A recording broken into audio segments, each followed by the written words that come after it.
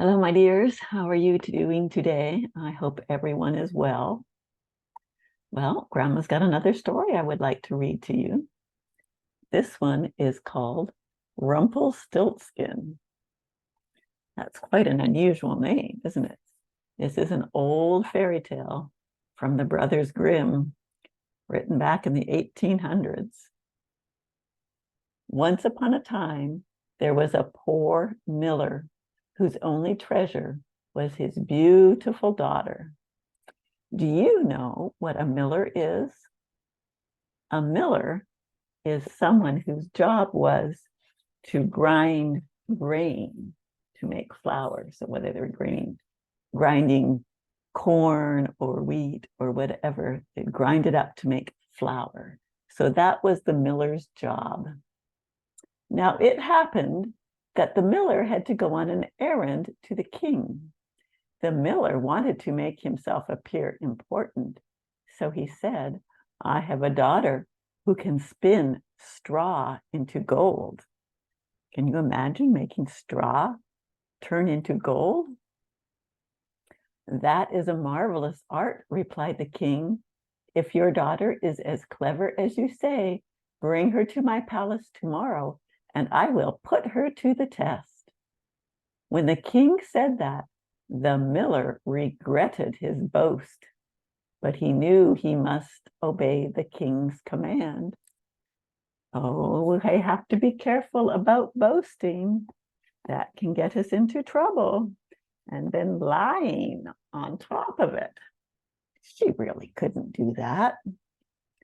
As soon as the miller's daughter arrived at the palace, the king took her into a room which was full of straw. He gave her a spinning wheel and some bobbins and said, "Now set to work, and if by dawn tomorrow you have not spun the straw into gold, you must die." Oh my goodness, what motivation. He locked the door and left the miller's daughter alone in the room. There she sat, for she had no idea how straw could be spun into gold. As the hours passed, she grew more and more frightened. At last, she began to weep. She was afraid she was going to die in the morning because she didn't know how to turn that straw into gold. All at once, the door opened, and in came a little man. "Good evening," he said. "Why are you crying so?" "Alas," answered the girl, "I have to spin straw into gold, and I don't know how to do it." Does she look pretty sad to you? Yeah. And back in those old days, spinning wheels is what they made cloth out of. And so the king expected her to make gold out of the straw with that spinning wheel. "What will you give me," said the little man, "if I do it for you?" "My necklace," said the girl. The little man took the necklace and seated himself in front of the wheel. Whir, whir, whir it went. And in 3 turns, the bobbin was full. He put on another. Whir, whir, whir. The second bobbin was full too. And so it went until dawn, when all the straw was spun and all the bobbins were full of gold. Then the little man slipped out the door. So he did it for her. Seems how she didn't know how to do it.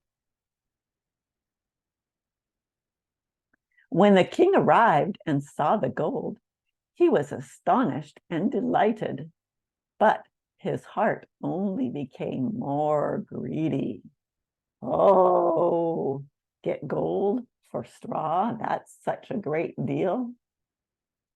He had the miller's daughter taken into a larger room, which was also full of straw. "If you value your life," he said, "you must spin this straw into gold by dawn tomorrow." He was just asking for more and more. He was greedy. The miller's daughter looked at the pile of straw and began to cry. Just then the door opened, and the little man appeared again. "What will you give me," said the little man, "if I spin this straw into gold for you?" "This ring on my finger," answered the girl. The little man took the ring and began to turn the wheel again. By next morning, he had spun all the straw into glittering gold. You think that would satisfy that greedy king? What do you think happens the next morning? The king rejoiced at the sight, but still he was not satisfied. He had the miller's daughter taken into an even larger room full of straw, and he said, "You must spin this too into gold. And if you succeed, you shall be my wife."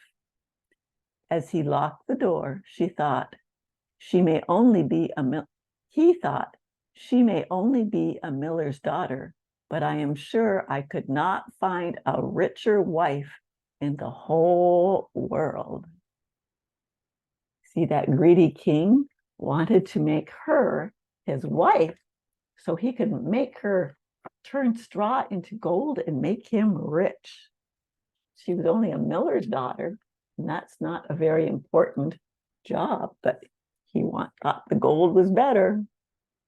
When the girl was alone, the little man came for the third time and said, "What will you give me if I spin this straw for you also?"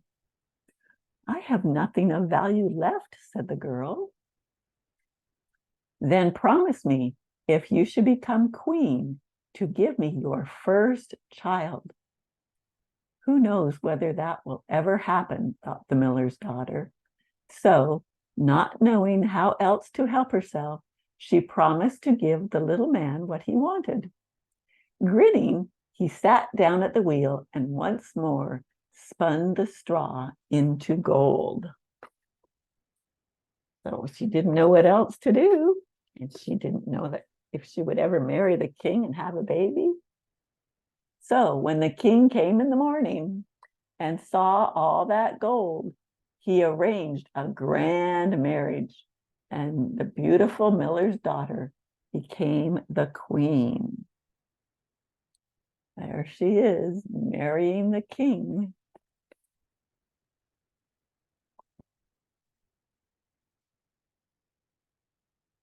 A year later, the queen gave birth to a beautiful baby daughter. She was so happy with the child that she never once thought about the little man. But one day, he suddenly appeared in her room and said, "Now give me what you promised." Oh, the queen was horrified and offered the little man all the riches of the kingdom if he would let her keep the baby. But the little man said, "No, something alive is dearer to me than all the treasures in the world." At that, the queen began to sob so loudly that the little man took pity on her. "I will give you 3 days," he said. "If by the end of that time you find my name, then you shall keep your child." So she would have 3 days to figure out what that little man's name was.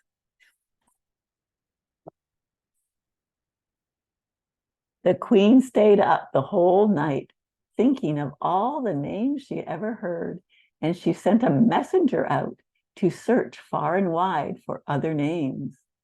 When the little man came to the palace the next day, the queen began with Casper, Melchior, and Balthasar, and then said all the names she knew, one after the other. But to each one, the little man said, "That is not my name." On the second day, the queen learned the names of everyone living near the palace. When the little man came again, she selected the most unusual ones. "Perhaps your name is Short Ribs," she said, or Sheepshanks, or Lace Leg. But the little man always answered, "That is not my name." She was coming up with lots of strange names, but he always said that was not his name. Then, on the third day, the messenger she had sent out returned and told the queen, "I have not been able to find a single new name, but as I approached a high mountain at the end of the forest, I saw a little house. Before the house, a fire was burning, and round about the fire, a little man was jumping. He hopped first on one leg and then the other, and shouted, 'Today I brew, tomorrow I bake. The next day, the young queen's child I'll take. So far and wide will soon, far and wide will spread the fame that Rumpelstiltskin is my name.'" So he was so happy thinking that he was going to get the queen's daughter the next day, that she wouldn't be able to figure out his name. Have you ever heard of anyone called Rumpelstiltskin? I haven't. How glad the queen was when she heard the messenger's story. She repeated the name Rumpelstiltskin over and over. She wanted to make sure she had it right. Soon afterward, the little man came in and asked, "Now, queen, what is my name?" At first, she said, "Is it Conrad?" "No." "Is it Harry?" "No." "Then perhaps your name is Rumpelstiltskin." "The devil told you that. The devil told you that," cried the little man. He was not happy. He thought she would never be able to tell him his name. In his rage, he stamped his right foot on the ground so hard that he sank to his waist. Then he stamped his left foot so hard that he disappeared from sight. The earth fell in on top of him, and Rumpelstiltskin was never seen again. So, Rumpelstiltskin, a very old, famous folk tale, fairy tale story. It was written many years ago. There are some slight variations to it, but that is the story of Rumpelstiltskin. And it all started because the miller tried to make himself important and told a lie. And his daughter, she really couldn't spin straw into gold.